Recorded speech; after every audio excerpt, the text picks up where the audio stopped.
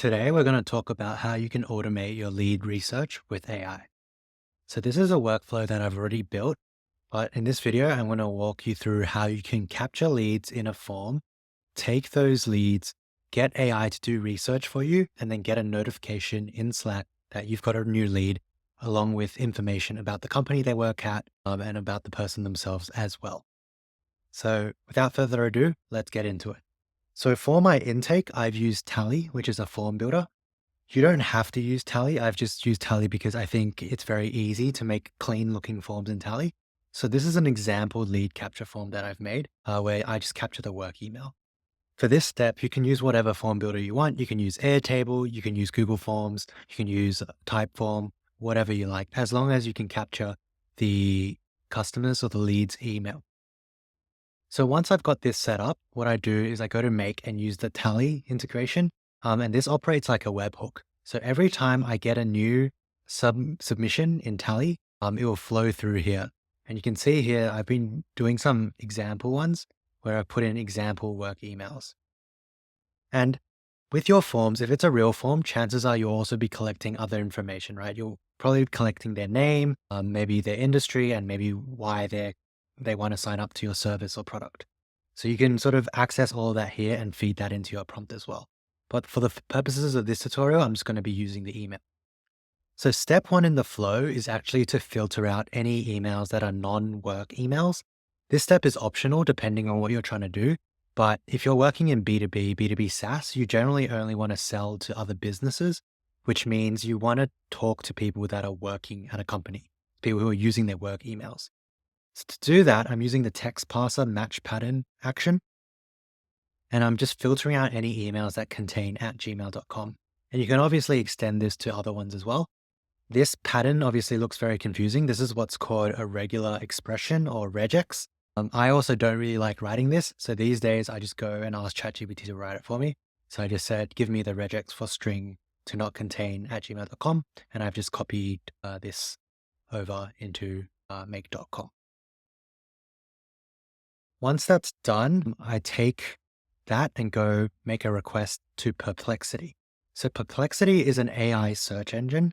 So for example, I can say, tell me about openai.com, and it will quickly sort of pull that information for me and summarize it with like a chat interface.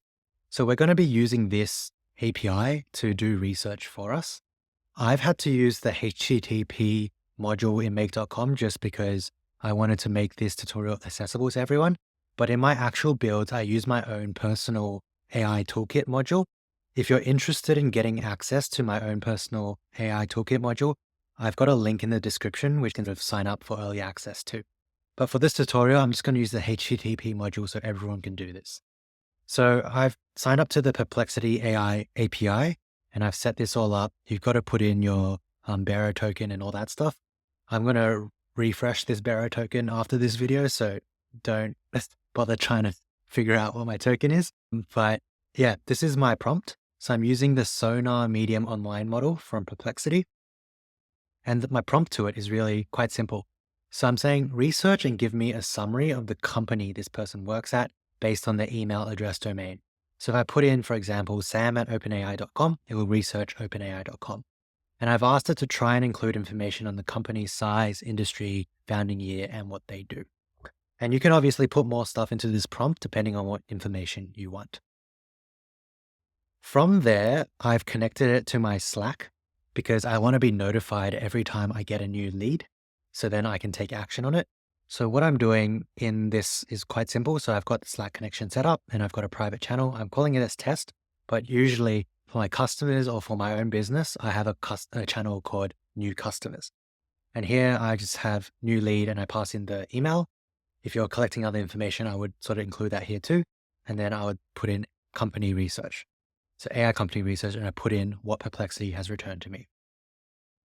Oftentimes what I see other people doing is they might have another AI step in the middle if they want to sort of tweak the output from Perplexity or even just enrich it further with other information. So they might have even a database step here to sort of search Apollo IO or search another company database to enrich the research further. So that's the overall flow. Let's run through an example end to end. So I'm going to press run now so that it starts listening on tally. I'm going to go to my example form. So maybe let's do tim@apple.com. So I'm going to submit this. And if we quickly go back to make, you'll see that it will receive and quickly go through this flow. It usually takes anywhere from a few seconds. So it looks like it's gone through. So let's quickly go into our Slack channel and you can see that this just came through. So the new lead, tim@apple.com, and this is the research that they've done. And obviously you can pass this again through an AI again to tweak how much information, how much detail you want. And you can also enrich this with other databases to do whatever you need. So for this example, I'm pushing the notifications through to Slack, but really you can do whatever you want with this information, right? You could use this information, pass it through an AI to draft an email response immediately so that once any customer or lead has submitted a form, you immediately draft an email that appears in Gmail for you to send immediately. Or if you're feeling really brave, you can just get the AI email to send directly once they submit. So you sort of get them while the lead is still hot. But yeah, that's the overall process. I went through that pretty quickly, and I'm using a pretty advanced module here, the HTTP module. So if you have any questions, feel free to leave a comment.